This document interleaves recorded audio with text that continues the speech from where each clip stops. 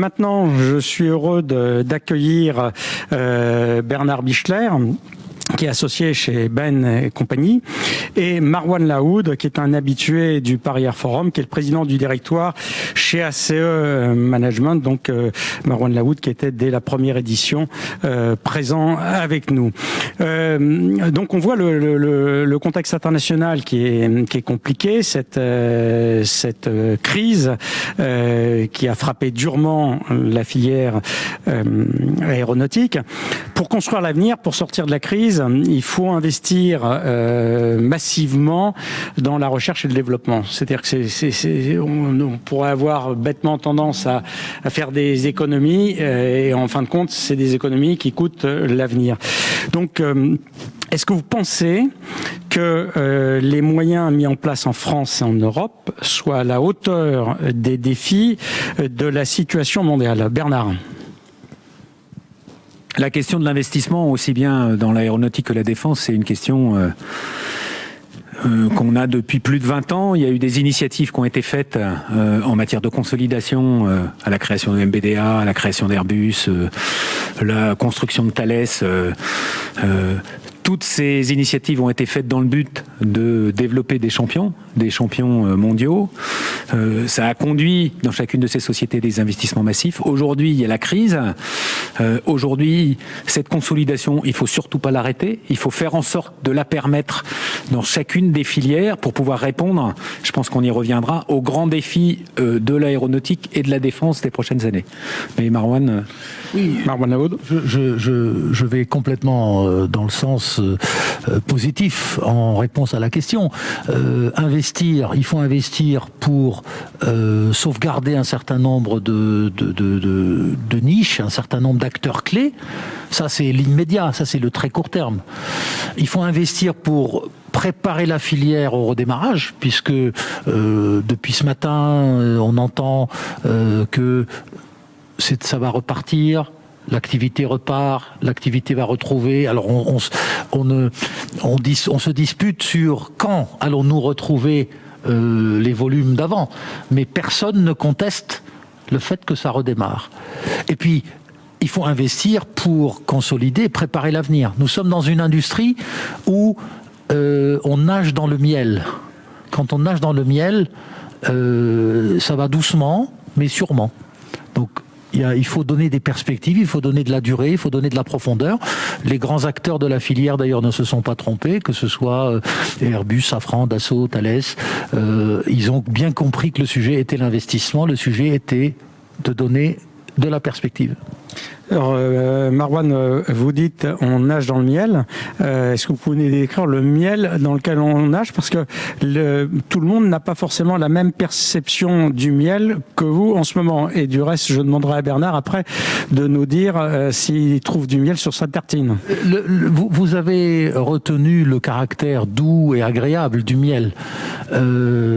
Essayez de nager dans le miel, c'est très dur.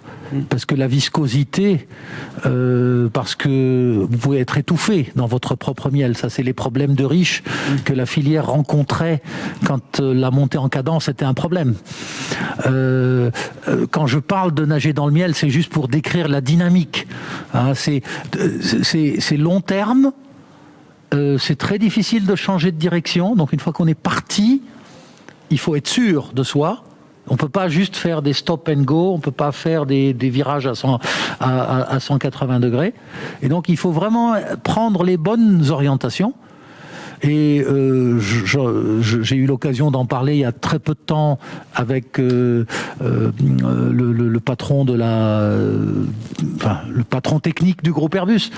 Il y a des choses dont on ne connaît pas la réponse. Donc il faut retrouver la vertu de la méthode expérimentale, la méthode scientifique, qui consiste à partir de choses qu'on ne connaît pas pour arriver vers des certitudes qu'on transforme en produits. Ça nous ramène à la recherche au développement, Bernard. Je vais rappeler quelques chiffres clés ou quelques questions clés qu'on connaît tous. C'est quoi les défis à long terme dans chacun des secteurs de la défense juste pour d'avoir des ordres de grandeur en tête. On sait que dans le domaine de la défense, il va y avoir une évolution structurelle lourde des besoins et donc des technologies. Et ça, grosso modo, à ISO budget. L'interopérabilité sur le combat collaboratif, par exemple, l'élargissement du spectre des scénarios de conflit, la coordination multi-armes et multi-flottes, qui appellent à des évolutions technologiques massives en matière de digital, en matière de modèles d'intelligence distribuée, en matière d'intelligence artificielle. Ça, c'est des évolutions lourdes. Alors après, je passe l'hypervélocité, les neurosciences, qui sont des domaines d'investissement qui sont connus pour le futur. De la même manière, dans l'aviation commerciale, on sait qu'on va vers une évolution des systèmes propulsifs qui va conduire à une évolution des architectures avions, aussi bien physiques qu'électriques, à l'image de ce qui s'est passé dans l'automobile. Ces évolutions lourdes, elles vont appeler des investissements qui sont colossaux, qu'a rappelé Marouane. Et là, je parle du long terme, je ne parle pas des 5 prochaines années, je parle des 30 ou 40 prochaines années. Et en face de ça, on a quoi ? La France ne peut pas se reposer sur elle-même, l'Europe n'est pas suffisante. C'est bien des marchés mondiaux, des investissements mondiaux qu'il faudra peut-être d'ailleurs coordonner en termes de choix technologiques entre les grands pays, parce qu'on peut pas faire, l'Europe peut pas faire le choix d'un mode de propulsion si Boeing fait le choix d'un autre mode de propulsion. En termes d'infrastructure, en termes de solutions, en termes d'investissement, il faut que ça soit porté de la même manière. Et les grands chiffres clés de l'investissement, on les connaît. Si on prend des parallèles par rapport au budget militaire, on sait que l'Europe, on parle de 200, je sais plus, c'est 250 ou 260 milliards de dépenses militaires. On sait que les États-Unis, c'est 650. On sait que la Chine, ça va monter à 450. Il y a un écart, déjà, ne serait-ce qu'en prenant l'Europe, entre le budget de l'Europe versus le budget des autres pays, qui sont des industries, qui sont des pays qui massivement financent le développement de champions dans leur pays. Si on ajoute à ça les investissements, je le citais tout à l'heure, l'environnement public de sociétés qui ne sont pas des sociétés de défense, qui sont les environnements du tech, les Amazon, les Google, ils investissent chaque année en R&D 100 milliards de dollars. 100 milliards de dollars, c'est donc la moitié du budget de défense, c'est pas comparable.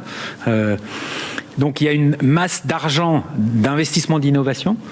Il va falloir que l'Europe continue la consolidation et aille à la consolidation d'acteurs européens pour créer des champions européens dans des filières identifiées pour être capable de leur donner la taille suffisante, le niveau d'investissement suffisant et les marchés débouchés d'abord en Europe et ensuite à l'export pour permettre à ces champions d'exister.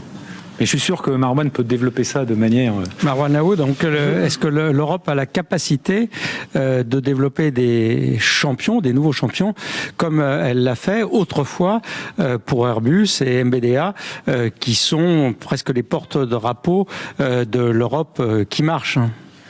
Je suis convaincu que oui. Quand on a fait quelque chose, qu'on a réussi dans une direction, on est normalement capable de se remettre suffisamment en question pour adapter au nouvel environnement. La problématique n'est pas celle de la capacité, c'est celle de la volonté. Hein ? Là où il y a une volonté, il y a un chemin.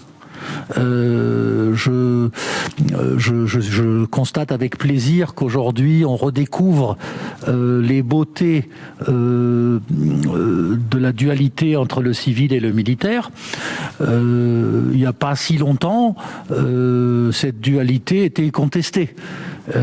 Quand on voulait rapprocher un grand acteur du civil et un grand acteur du militaire, la réponse était pourquoi faire ? Le civil est autoportant maintenant, on n'a plus besoin du militaire. La réalité, c'est que les technologies sont communes, surtout c'est le capital humain qui est commun. Hein, on parle des mêmes personnes, on parle des mêmes formations, on parle des mêmes qualités à rechercher. Aujourd'hui, tout le monde dit oui, il faut se diversifier dans le militaire. C'est un peu la crise qui pousse. Mais le fait de construire des acteurs de grande taille, des acteurs ayant une capacité mondiale, est toujours là. Il suffit juste de le vouloir. Oui, je suis tout à fait d'accord. Bernard. Et on le voit bien. La dualité, je dirais même les trois pieds qui sont le civil, le militaire et le service, sont trois pieds qui sont complémentaires parce qu'ils n'ont pas forcément les mêmes cycles. Ils permettent une beaucoup plus grande résilience et on l'a bien vu, de temps en temps c'est le civil qui souffre. Il n'y a pas si longtemps on disait les arbres vont monter au ciel, le civil continuera à croître. Force est de constater que c'est pas le cas. Le civil est amené à avoir des chocs, il en a eu dans le passé, il en aura dans le futur. Et le militaire est bien un contre-cycle par rapport à ça, de même que les services. Le développement des services pour chacune de ces sociétés est un vrai pilier de croissance sur lequel les entreprises doivent compter. Bon, alors, concilier le civil, le militaire, le service, dans quel champ de contraintes ces acteurs évoluent, et est-ce que la situation est positive ou est-ce qu'il y a des choses à régler? Marwan. Enfin, c'est une industrie, qu'elle soit civile ou militaire, qui est très fortement connectée avec les pouvoirs publics. Quels que soient les credos privés, libéraux que l'on a pu entendre ici ou là. Moi-même, quand j'étais chez Airbus, je disais il faut prendre le large, se détacher des États.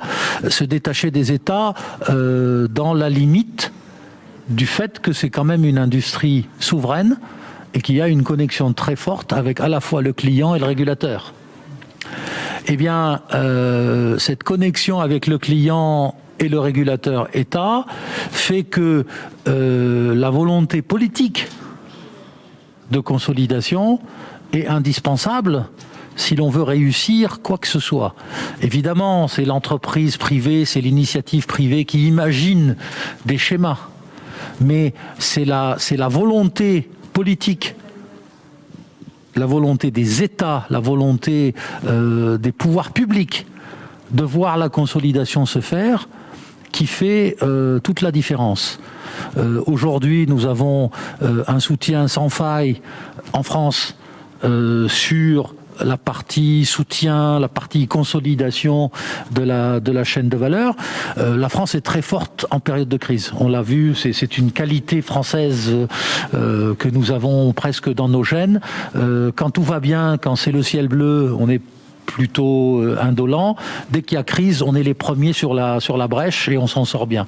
On a cette volonté en France de voir les choses bouger. Il faudrait voir une volonté plus diffusée, plus largement diffusée dans les gouvernements et dans les pouvoirs publics européens, de dire c'est une richesse européenne. L'aéronautique civile et militaire sont des richesses européennes qui seraient malheureux, qui seraient horribles de voir dilapider.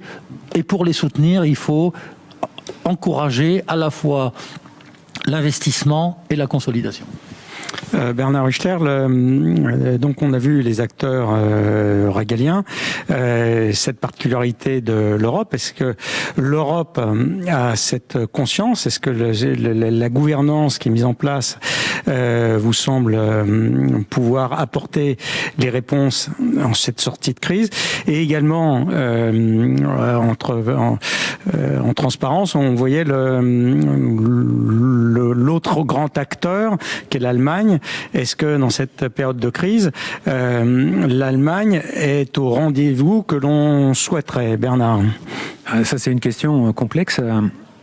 Moi, j'ai confiance dans les États. Je vais dire plusieurs choses. Premièrement, quand on regarde, si je prends le militaire, je vais commencer par le militaire, l'Europe a eu, ces années récentes, des initiatives majeures de réalisation de programmes européens. Ils n'ont pas tous fait, hein. Que ce soit dans le domaine du sol, les chars, si je prends cet exemple, que ce soit dans le domaine aérien avec le projet SCAF, qui sont des initiatives majeures qui conduisent à la structuration d'une filière pour être capable de répondre à un besoin qu'ils construisent en commun.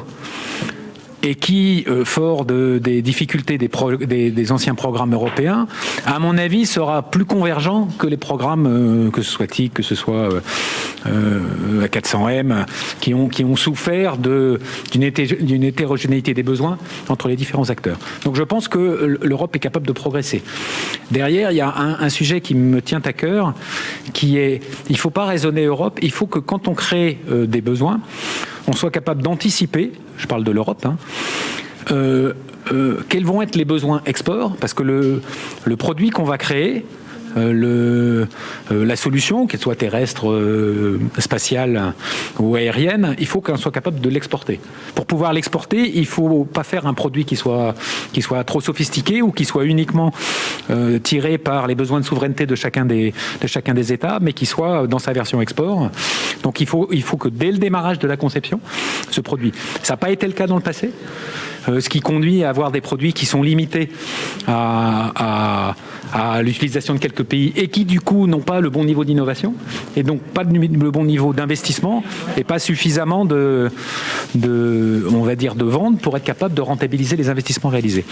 C'est un point sur lequel les États doivent progresser et sur lequel je suis assez confiant. Le dernier point,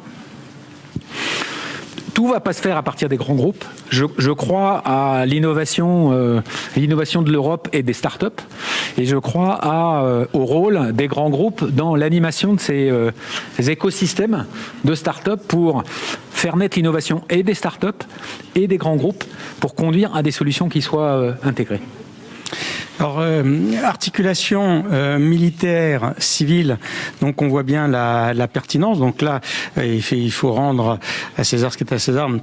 C'est vrai que c'était la vision que portait Marwan Laoud quand il était à la tête d'Airbus. Aujourd'hui, comment construire ça? Et en particulier, il y a un domaine de souveraineté qui est de plus en plus important, c'est celui de l'espace. Est-ce que l'Europe est à la hauteur? Et on a vu un résultat récent d'un lancement alors que SpaceX va à la truc. Est-ce qu'on se donne les moyens de tenir la place d'une Europe souveraine dans l'espace, en sachant que si elle n'est pas souveraine dans l'espace, elle ne le sera pas sur Terre? Marwan.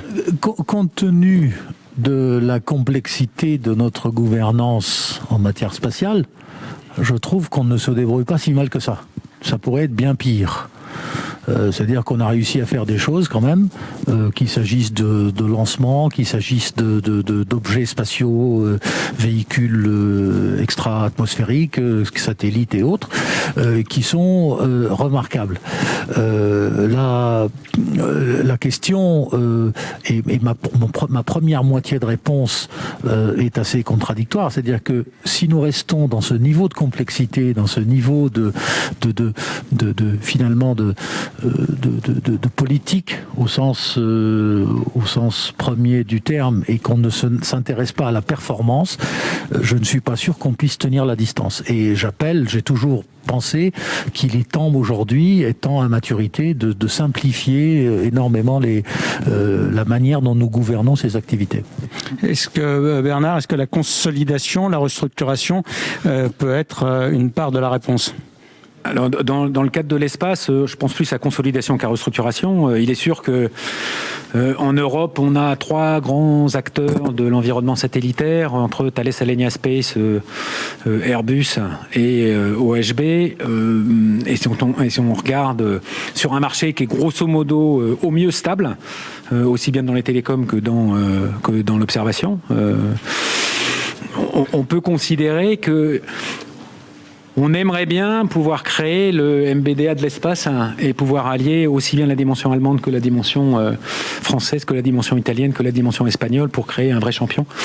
Je pense que chacun a ses spécificités. Et si c'est pas un grand champion, c'est organiser la répartition des technologies et des savoir-faire et donc l'innovation entre des domaines qui sont très différents, que ce soit le télécom ou que ce soit l'observation, pour faire en sorte d'avoir, encore une fois, ce qui me paraît être un objectif louable, des champions en Europe qui sont capables de rivaliser et de dominer dans leur domaine les besoins.